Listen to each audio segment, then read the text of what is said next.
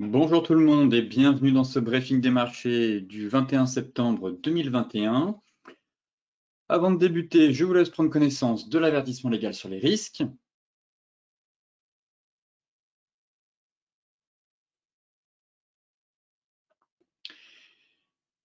Et tout de suite, focus marché où les inquiétudes autour d'Evergrande continuent un peu d'alimenter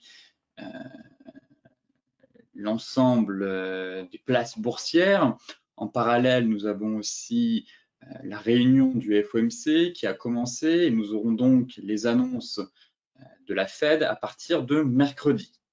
Alors hier, comme vous le savez, Wall Street, comme en Europe, a terminé en forte baisse, notamment à cause des déboires du groupe immobilier chinois Evergrande, menacé de défaut de paiement sur ses dettes à l'approche d'échéances à risque, notamment ce jeudi sur plusieurs coupons d'obligations.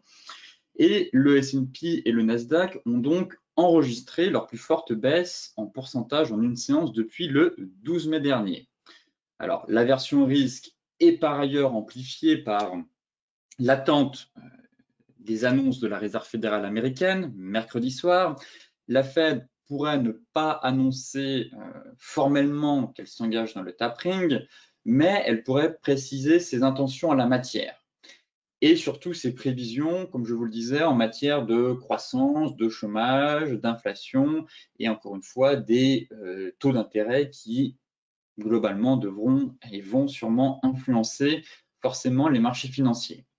Par ailleurs, on a eu une étude là qui est sortie des stratèges en investissement de Morgan Stanley qui dit s'attendre à une correction de 10% de l'indice S&P 500 quand la Fed commencera à réduire son soutien, ajoutant que des signes de ralentissement de la croissance pourraient encore une fois amplifier cette correction et la porter jusqu'à 20%. Donc plutôt une analyse assez sombre, pessimiste de la part des stratèges en investissement de Morgan Stanley. Effectivement, en 2018, on avait connu ça déjà une fois quand la Fed avait voulu augmenter les taux. On avait eu une chute de quasiment entre 10 et 15%. Là, bon, la Fed, du moins Jérôme Powell, je pense, estime avoir suffisamment préparé les marchés pour ne pas trop les surprendre, pour éviter justement ce genre de correction. Ensuite, les stratèges parlent aussi que cette correction pourrait s'amplifier effectivement si on a un ralentissement de la croissance. Donc ça, forcément, au bout d'un moment, on n'a pas une croissance illimitée. Donc oui, on va avoir un ralentissement de la croissance. Je vous expliquais déjà depuis plusieurs semaines que après l'euphorie, on avait un retour à l'heure normale sur plusieurs indicateurs macroéconomiques. Donc ralentissement, c'est peut-être un peu dur comme mot, étant donné qu'on attend quand même 4,6% de croissance pour les États-Unis en 2022, mais une normalisation et peut-être effectivement un retour à la normale. Maintenant, reste à savoir comment, d'ici les prochains mois, les investisseurs se positionneront en fonction de la croissance à venir. Mais globalement, aux États-Unis, la croissance ne devrait pas être molle, en tout cas pour les mois à venir. En Europe, ce matin, les bourses européennes reprennent du terrain en début de séance, un rebond favorisé aussi par la remontée des indices américains en fin de séance hier, mais aussi la remontée des cours du pétrole, même si les craintes liées aux difficultés du géant immobilier chinois Evergrande et l'attente des décisions de la Réserve fédérale risquent de limiter un peu l'ampleur du rebond.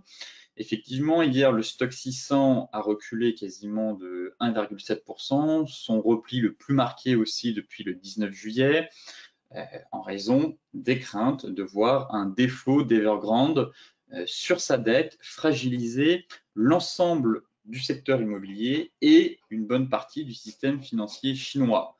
Auquel cas, cela pourrait avoir des répercussions sur le marché obligataire et provoquer un risque de contagion sur le marché boursier européen et américain. Ce matin, le PDG d'Evergrande, dans une lettre aux salariés, s'est déclaré confiant dans la capacité du groupe à sortir de sa période la plus sombre, sans préciser toutefois par quels moyens. Donc on est un peu dans une belle propagande chinoise comme d'habitude. C'est un pays assez opaque, mais on fait un peu de propagande pour essayer de rassurer les investisseurs pour pas qu'on ait de gros mouvements de panique.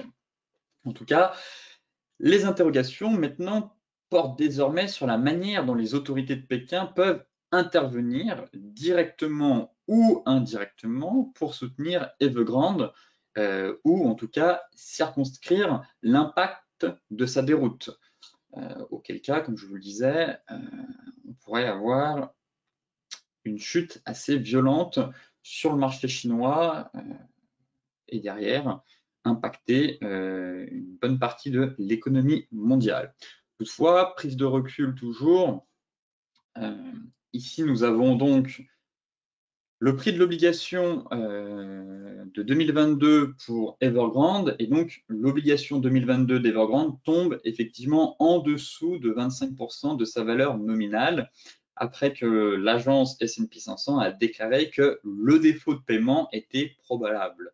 Donc l'agence pense que Pékin ne serait contraint d'intervenir qu'en cas de contagion de grande ampleur entraînant la défaillance de plusieurs grands promoteurs et posant justement des risques systémiques pour l'économie. Donc Pékin est un peu tiraillé, certains parlent d'un scénario à la Lehman Brothers 2.0. Pour ma part, je ne vois pas ce scénario-là tout de suite se profiler. On en est encore loin. Certes, les médias aiment bien faire couler de l'encre pour faire un peu peur en nous faisant un rappel avec 2008 et Lehman Brothers, mais pour l'instant, on n'a pas atteint ce stade-là, très clairement. Et si vous voulez, le gouvernement chinois se trouve dans une situation très délicate, puisque d'un côté, le Parti communiste chinois veut faire d'Evergrande un exemple pour les entreprises privées qui ont commis des abus dans le secteur de l'immobilier. Et d'un autre côté, la faillite d'une entreprise géante pourrait aussi refroidir les investisseurs étrangers et donc avoir des répercussions non négligeables sur le secteur immobilier et le secteur bancaire régional chinois. Donc, d'un côté, Pékin qui veut sanctionner les spéculateurs, et de l'autre, si Pékin ne fait rien, c'est son économie qui va être impactée. Et derrière, ça pourrait refroidir les investisseurs et aussi impacter une partie de l'économie mondiale. Ce qui inquiète surtout les marchés, c'est le manque de transparence de Pékin et c'est le fait que la Chine se soit aussi renfermée sur elle-même depuis le Covid. Donc la Chine s'est de plus en plus refermée sur elle-même, c'est un pays assez opaque et on manque un peu de visibilité sur les démarches que pourrait entreprendre le Parti communiste chinois. Donc forcément, les investisseurs et les marchés détestent l'incertitude. Et là, le Parti communiste chinois fait planer un peu une certaine incertitude sur les géants de l'immobilier. Donc forcément, hier, on a eu un mouvement de panique. Mais pour autant, comme je vous le disais, le pire n'est pas certain. Encore trop tôt pour ma part, je trouve, pour parler d'un Lehman Brothers 2.0. Certes, il y a des similitudes dans le risque de faillite, mais si l'État chinois intervient de manière intelligente, on pourrait justement éviter le pire. Maintenant, reste à savoir avec la date d'échéance, notamment sur les coupons à partir de jeudi, comment ça va se passer pour Evergrande, et surtout la communication que va faire le Parti communiste chinois pour éviter un dérapage non contrôlé et derrière un risque de contamination sur l'ensemble des bourses. Ici, c'est un graphique du gold par rapport au Bitcoin. Et les indices chutent, le Bitcoin chute aussi. Donc, c'est juste pour faire une piqûre de rappel et tordre le cou aux idées reçues. Non, le Bitcoin n'est pas une valeur refuge. Vous voyez que hier, le BTC a perdu 10%, le gold a gagné 0,6% en clôture. Donc, encore une fois, celles et ceux qui pensent que que le Bitcoin est une valeur refuge, c'est totalement faux. L'inverse donc d'une valeur refuge, étant donné puisqu'on est décorrélé du reste. Si les indices chutent, le Bitcoin, en tant que valeur refuge, devrait lui aussi progresser, comme ce fut le cas pour l'or. Donc l'or a vraiment joué son rôle de valeur refuge. En revanche, le Bitcoin reste un actif encore spéculatif qui profite quand même de pas mal de flux entrants et donc forcément rechute quand les flux entrants se contractent. Néanmoins, le BTC a d'autres atouts, a d'autres particularités que le gold n'a pas, mais pour autant, même si pour ma part je suis pro-crypto-monnaie, il n'a pas un statut de valeur refuge. Et ce n'est pas la première fois que ça arrive, qu'on a des turbulences sur les marchés. C'était le cas durant la crise du Covid, quand le BTC a perdu plus de 20%.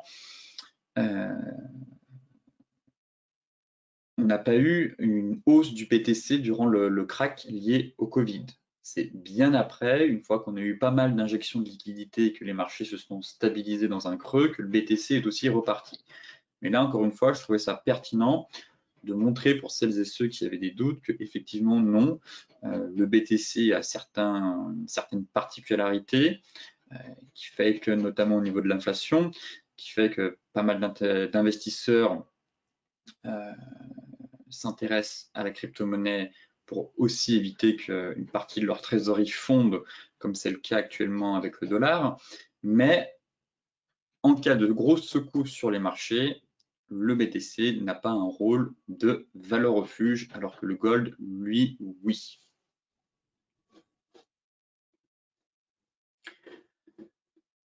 Concernant la partie graphique,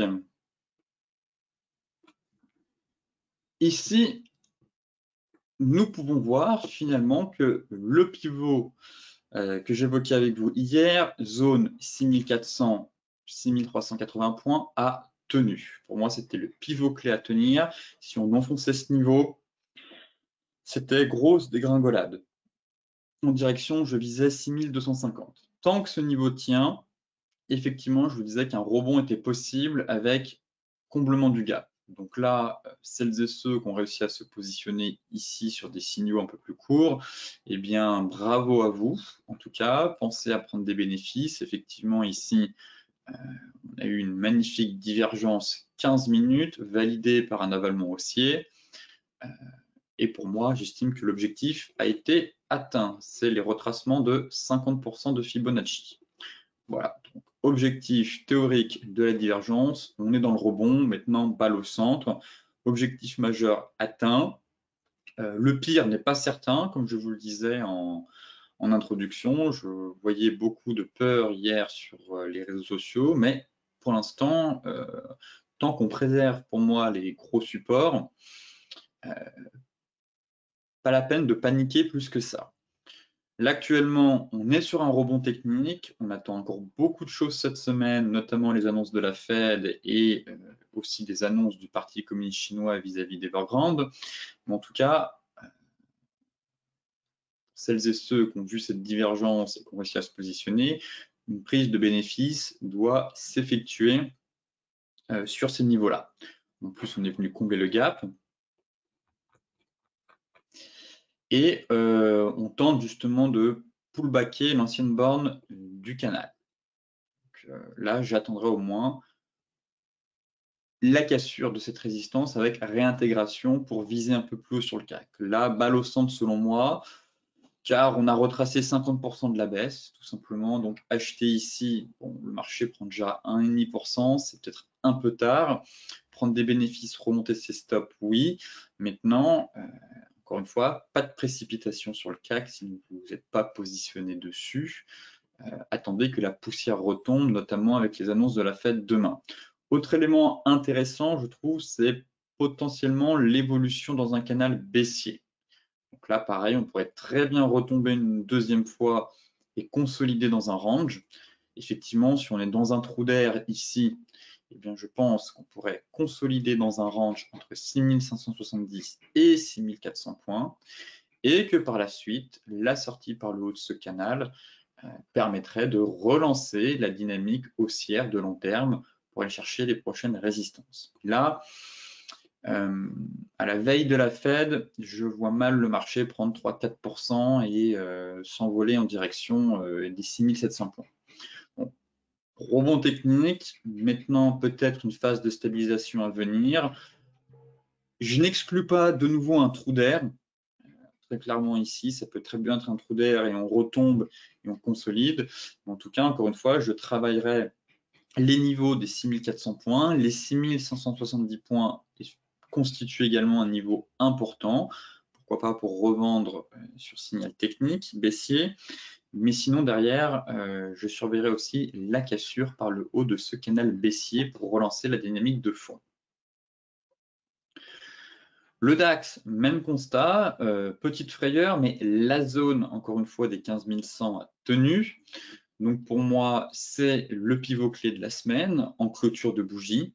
On pourrait même élargir un peu, donc 15 070, 15 100 points. La MM200 qui va remonter doucement et qui va venir renforcer ce niveau clé.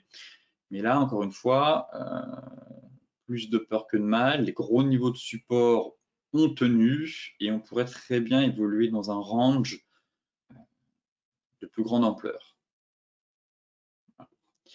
Comme ici. Donc là, j'aimerais bien par contre que le DAX vienne combler son gap, ici. On a encore une marge de manœuvre assez importante, je trouve, sur l'indice allemand pour faire peut-être un pullback agressif et venir combler le gap. Donc même constat que sur le CAC, hein, on avait une belle divergence haussière qui a été validé avec un avalement. Alors oui, là, on était un peu sous la zone, alors que le CAC, on était bien dans notre zone. Et si on prend les 50% de baisse, nous en sommes qu'à... Bon, on n'est pas loin. On n'est pas loin. Bon, je viserai toujours voilà, le pullback sur la borne basse de ce canal. Donc, celles et ceux qui ont réussi à se positionner à l'achat, bah, remontez vos stops. Pourquoi pas prendre des bénéfices? Effectivement, l'objectif théorique, ce serait 15 400 points. Et pourquoi pas sur excès, voilà, venir combler le gap. Et après, je passerai plutôt neutre sur l'indice allemand. En tout cas, ici, c'est la zone des 15 005. Ça va être un très très gros morceau à franchir.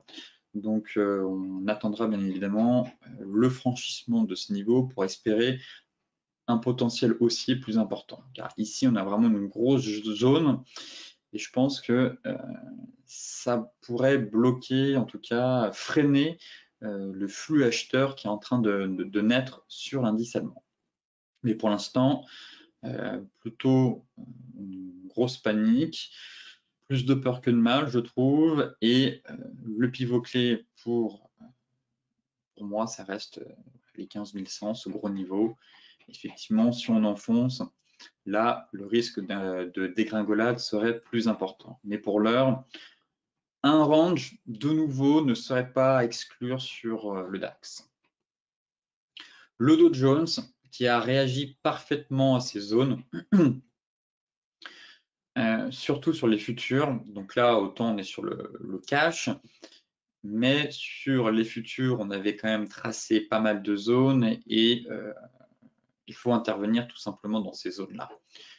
Je pense qu'on va directement basculer sur les futurs parce que là, on est en train de faire un beau rebond sur le Dow Jones. On se retrouve justement ici sur les 34 200. Donc, encore une fois, reste à savoir s'il faut de nouveau vendre ou au contraire se laisser porter par ce puissant rebond qu'on est en train d'effectuer. Donc, effectivement, si on regarde les futurs,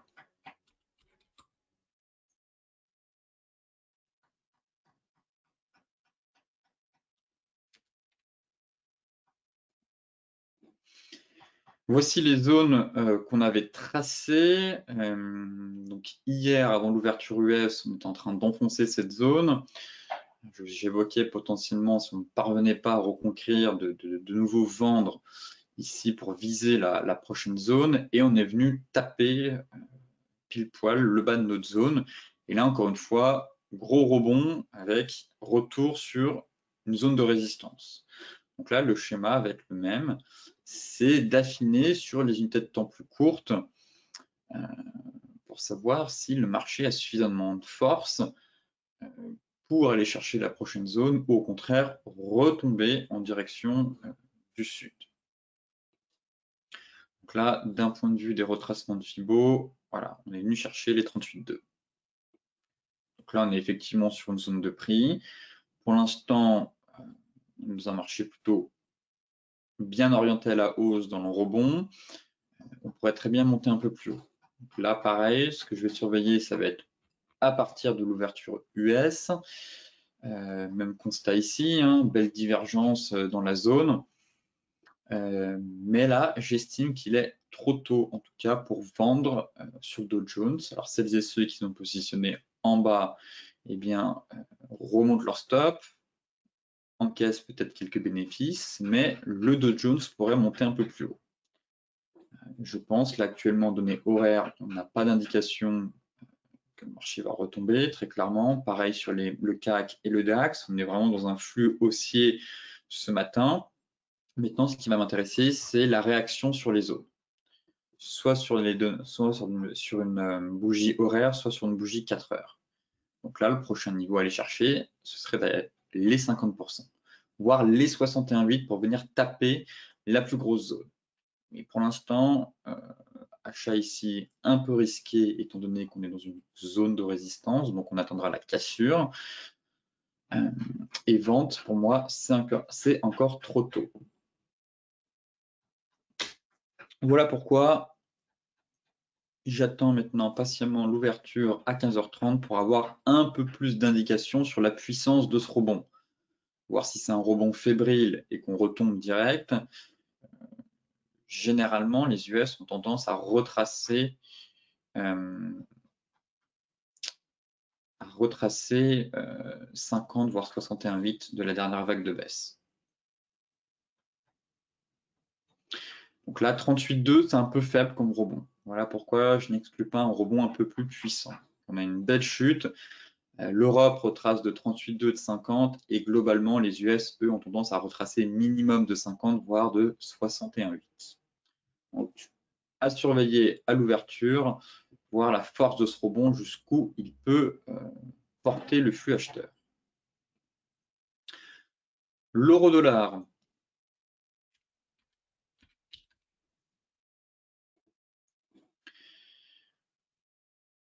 L'euro-dollar qui nous a dessiné une bougie quand même intéressante, on donnait 4 heures hier.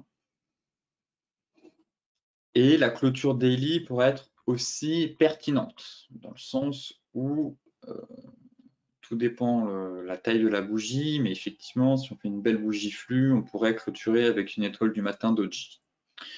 Pour ma part, j'estime toujours qu'on est dans un range.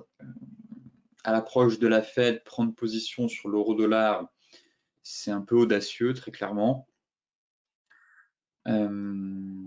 Personne ne sait dans quel sens le flux directionnel va partir après la Fed. Donc, je reste un peu à l'écart. Effectivement, on est dans une zone de prix intéressante, mais plus prudent en tout cas. Si vous avez de l'avance, si vous êtes à l'achat dessus, très bien. Enfin, à l'achat, pas beaucoup, plutôt à la vente. Donc, celles et ceux, ma foi, qui sont à la vente ici et que vous avez de l'avance, eh bien, stop loss à break-even dans l'attente de la Fed. Mais celles et ceux qui ne sont pas encore en position, soyez un peu plus prudents, j'ai envie de dire, juste avant les annonces de la Fed. Encore une fois, je vais surveiller. J'aimerais bien un excès baissier sur la bande basse, ici. Voilà, pour moi, on a un range qui est en train de se former. Effectivement, on a un niveau de prix intéressant sur les 1,1710, mais j'aimerais bien un excès baissier ici, une nouvelle fois, pour venir tenter des achats sur la bande basse. Mais je n'ai pas vraiment de plan actuellement à vous donner sur cette paire. Très clairement, ça reste baissier pour l'instant. On tente de faire un rebond, mais pour moi, on n'est pas encore sur un niveau de prix intéressant et j'aimerais bien qu'on retombe un peu plus bas. Donc, on fera surtout le point jeudi matin après les annonces de la Fed mercredi soir. Les paires en yen aussi, euro-yen à surveiller. Effectivement, en cas de turbulence, le yen se renforce. Là, ce que j'aime bien sur cette paire, c'est qu'elle aussi est dans un range et on est venu chercher la borne basse du range. Voilà. Donc, d'abord, en données weekly, on est posé sur la MM50 qui résiste plutôt bien. On a une belle zone de support hebdomadaire sur le niveau des 128, 128,40. Toujours soutenu légèrement par la MM50. Donc, tant qu'elle ne casse pas, je n'ai pas envie de passer baissier sur cette paire. On peut très bien rebondir et faire un peu un double creux derrière. Effectivement, si on clôture sous ce niveau, dans ce cas-là, on pourrait aller chercher bien plus bas. Mais en données daily, actuellement, on est dans un range pour moi sur l'euro-yen. Donc pareil, éventuellement chercher des achats sur la borne basse tant que le support ne cède pas sous la pression vendeuse.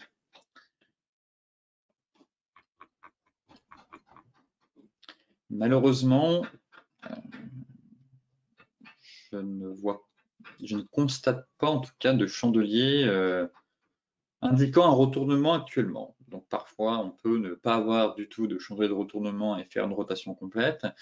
Et parfois, il est quand même préférable d'attendre un chandelier de retournement pour avoir augmenté les chances de réussite sur ce trade. Effectivement, ici, on avait eu un bel avalement, mais là, actuellement, je n'observe rien. Donc, j'évoque potentiellement un range, mais j'aimerais une confirmation, si vous voulez, par les prix.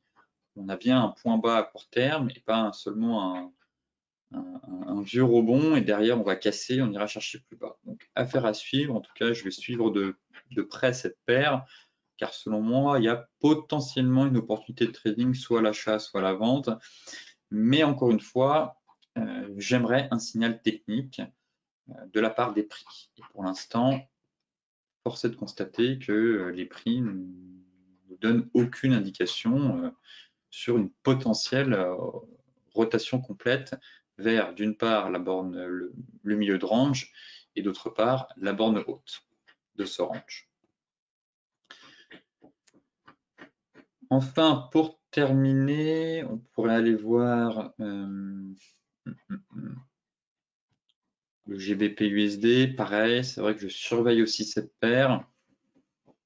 J'ai l'impression qu'on est dans un triangle finalement. Bon, c'est vrai que si je coupe la mèche ici, je l'attendais un peu plus bas. On a quand même enfoncé un gros niveau. Le niveau de support qui était ici, on est en train de pullbacker. Bon, j'aimerais bien la voir un peu plus bas cette paire pour voir si on est dans un range. On avait deux scénarios hier, effectivement, si on prenait un peu, qu'on coupait les mèches, c'était scénario de range à venir. Juste ici, voilà. Et deuxième scénario, ce serait un triangle symétrique, étant donné qu'ici, on n'a pas eu une belle rotation, qu'une rotation partielle, et que ce niveau-là, en tout cas, a été couplé à la borne basse du triangle. Voilà pourquoi je surveille encore ce niveau. Pour moi, on a enfoncé le support. Pour l'instant, on pull back. Donc, payer une résistance, certainement pas. On est pile poil dessus. Donc, j'attends encore un peu sur le GBP USD. J'aimerais bien de nouveau, après l'accélération baissière, qu'on remonte, qu'on reparte un peu plus bas pour tenter des achats voilà, dans la zone des 1,3635, 1,3620. C'est une zone de prix qui va m'intéresser car selon moi, c'est soit la borne basse d'un range, soit la borne basse d'un potentiel triangle symétrique. Bien entendu, si on a une bougie qui vient pénétrer tout ça à la baisse, ce plan-là sera invalidé. Pour l'instant, c'est une zone qui m'intéresse pour tenter une nouvelle fois des achats. Cependant,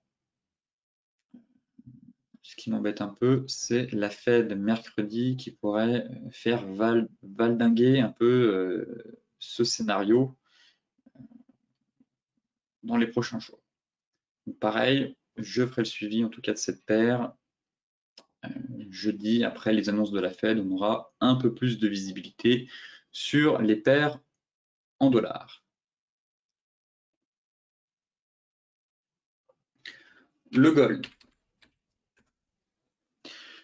Le gold, belle réaction finalement hier, comme je vous le disais. Un gold qui avait du plomb dans l'aile quand même depuis plusieurs séances et qui a quand même joué son statut de valeur refuge lorsque les indices décrochaient quasiment plus de 3%. Donc,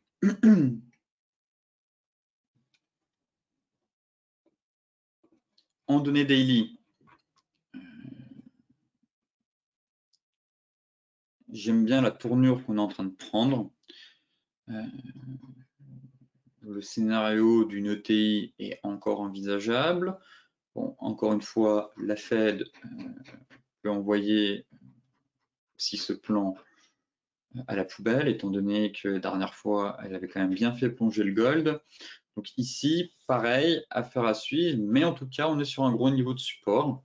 Toujours la fameuse zone 1750-1760.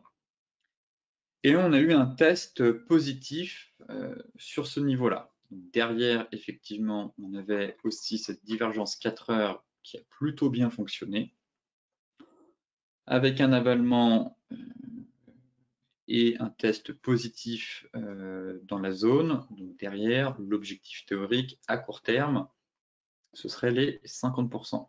Donc là, on est venu chercher les 38,2, objectif 1775. Et donc à partir de là, pour celles et ceux qui sont rentrés ici, effectivement, eh bien, vous mettrez votre stop à break-even. Et si certains ont envie de jouer l'épaule, tête-épaule potentielle, effectivement, si derrière on repart bien au nord, ça pourrait offrir un très beau trade. Donc, toujours garder un petit reliquat. Intéressant bien évidemment de prendre des bénéfices sur un objectif théorique et garder un reliquat avec un stop à break-even au cas où le marché vous donne raison et déclenche un flux puissant et directionnel avec un retour sur les 1830. Et généralement, c'est sur ce petit reliquat-là que vous allez réaliser d'énormes gains. Gardez 10%, 25% de la position. Après, libre à vous d'adapter votre money management en fonction de votre profil. Mais en tout cas, c'est intéressant de garder, comme je vous disais, une partie de la position, surtout si derrière le gold finalement reprend de la hauteur et qu'on valide ce scénario d'une deuxième épaule, tête-épaule. Après, toujours à prendre avec des pincettes, on est dans une anticipation. Pour rappel, j'avais tenté aussi d'anticiper cette deuxième épaule, la plus courte ici, l'épaule tête-épaule inversée. Derrière, on était retombé. Donc là, une nouvelle fois, on est en train d'en valider une plus grande. Je n'ai pas de boule de cristal. Le marché pourrait très bien retomber derrière en cas de turbulence sur les 1700. Et donc, invalider ce plan. Donc, pas non plus être en mode espoir, d'où mon invitation à quand même prendre des bénéfices si on arrive sur les 50% et garder un reliquat. Comme ça, au moins, si le marché part dans le bon sens, eh bien, vous êtes encore dedans. Et à l'inverse, en cas de grosse chute, eh bien, vous avez quand même pris des bénéfices et vous êtes fait sortir à break-even. Donc, dans tous les cas, dans les deux scénarios, vous serez gagnant. Voilà mon plan sur le gold. Le Brent a tenu finalement son oblique avec sa M50. C'était sous ce niveau-là que je vous disais que la tendance, la reprise haussière pourrait se fragiliser, on aurait une dégradation de la dynamique haussière. Et malgré les secousses qu'on a eues hier, finalement, le support a tenu et notre oblique haussière aussi.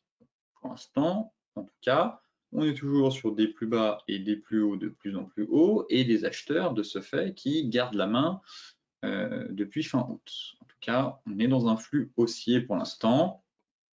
On va certainement retourner tester une nouvelle fois cet oblique. Normalement, il y a eu une prise de bénéfice sur cet oblique suite à la sortie du canal haussier. Je suis toujours haussier sur le Brent, mais je n'ai pas de plan à vous proposer, sauf pour celles et ceux qui vont garder encore une fois un reliquat en espérant une accélération au-dessus des 80 $. Donc effectivement, je reste haussier.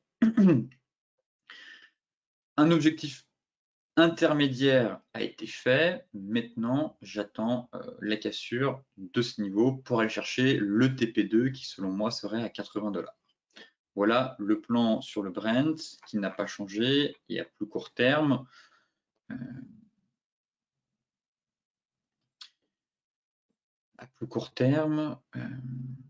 Je changerais peut-être d'avis si on enfonce le plus bas ici.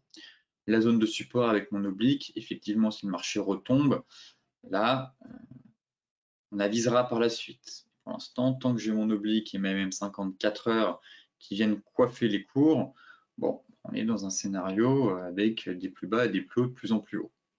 Bon, pas de plan de trading pour moi à proposer, sauf pour celles et ceux qui vont garder un reliquat. Dans ce cas-là, c'est stop loss à break-even. Donc logiquement, malgré le point bas ici, le marché ne vous a pas sorti.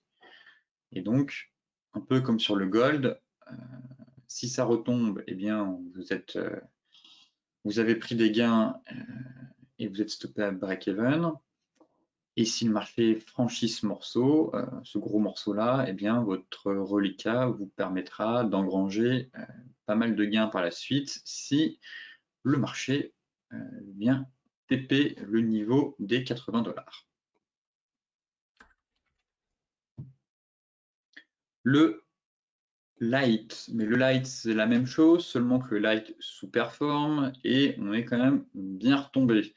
Donc là, les personnes qui étaient positionnées sur le light, logiquement, après leur prise de bénéfice, se sont fait sortir par le marché. Ça reste haussier aussi sur le light. Je verrais bien un nouveau range. Voilà le plan que j'ai sur le light. Bon, comme vous le savez, je préfère très clairement la dynamique qu'on a sur le Brent, étant donné qu'il surperforme son homologue.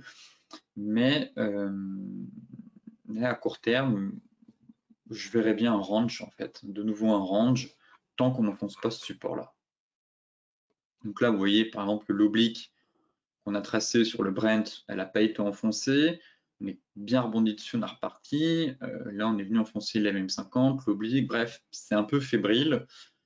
Pour moi, on a une zone de polarité, en fait, sous les 69, 80, 69, 30. Et donc, je passerai peut-être vendeur si on enfonce cette zone.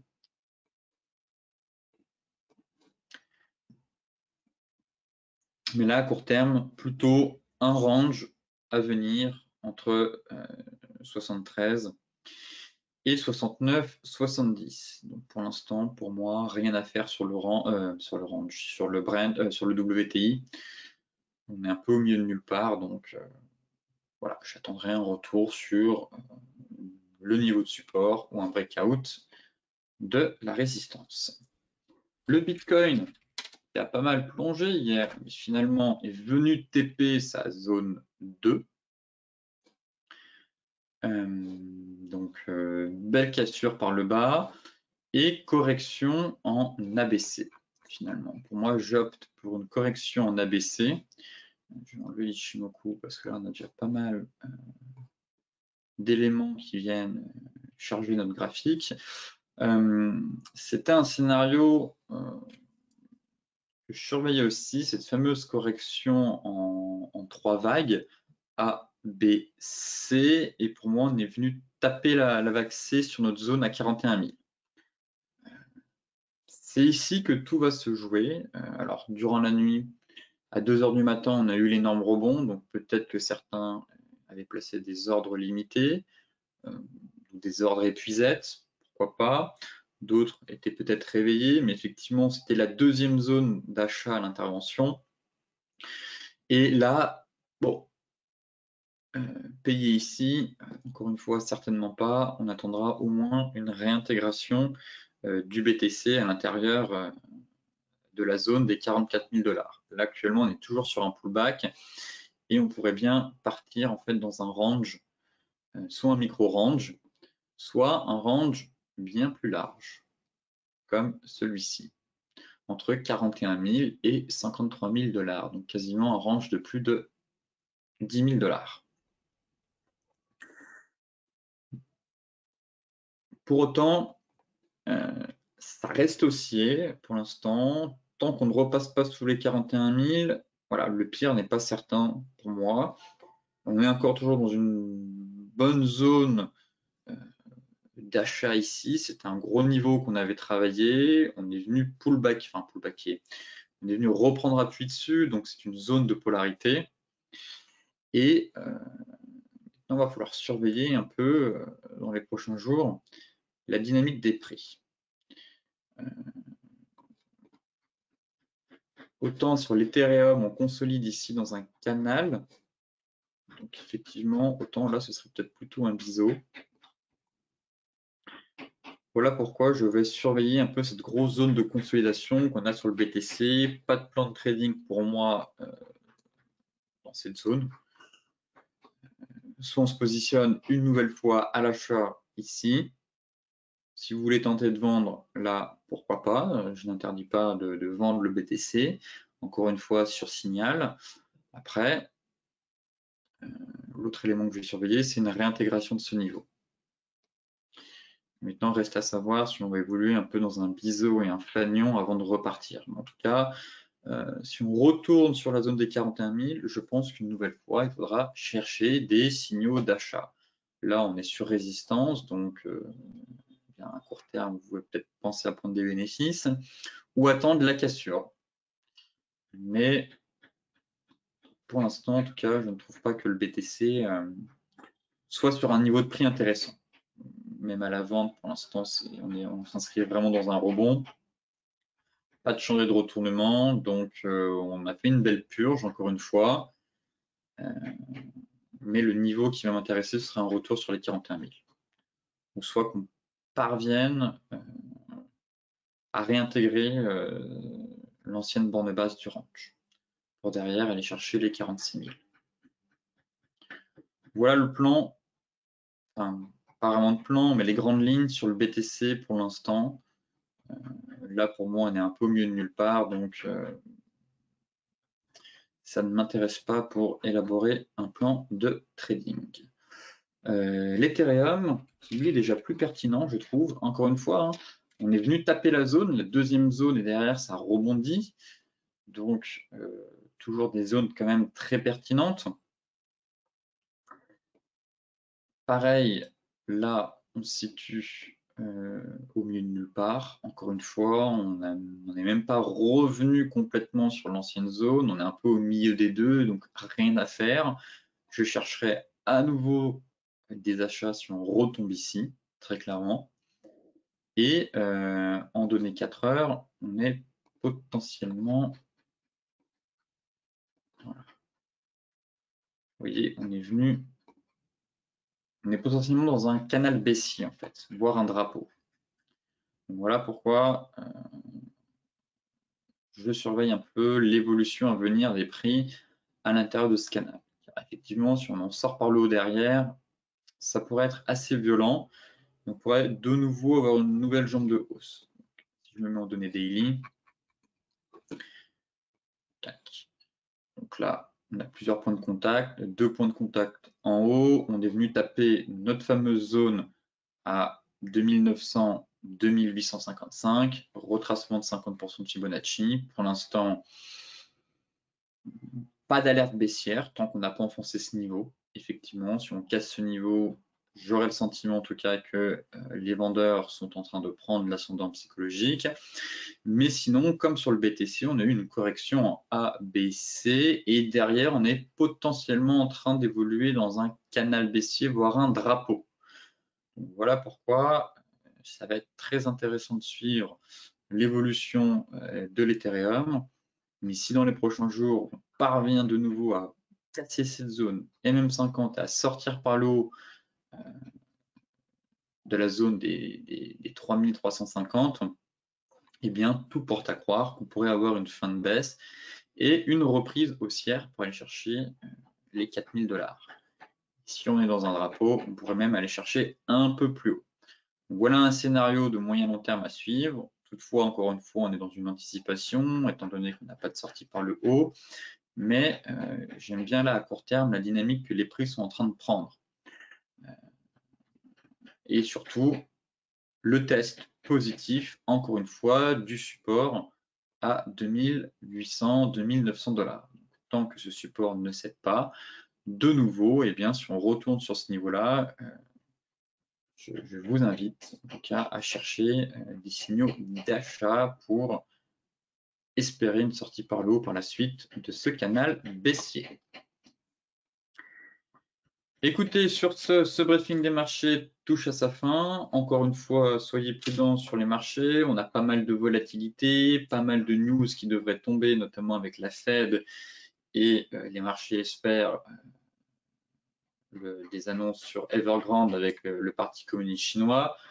De ce fait, prudence sur l'effet de levier et surtout attention à votre exposition sur certaines classes d'actifs. Je vous souhaite une excellente journée et on se retrouve demain pour un point complet sur la planète finance.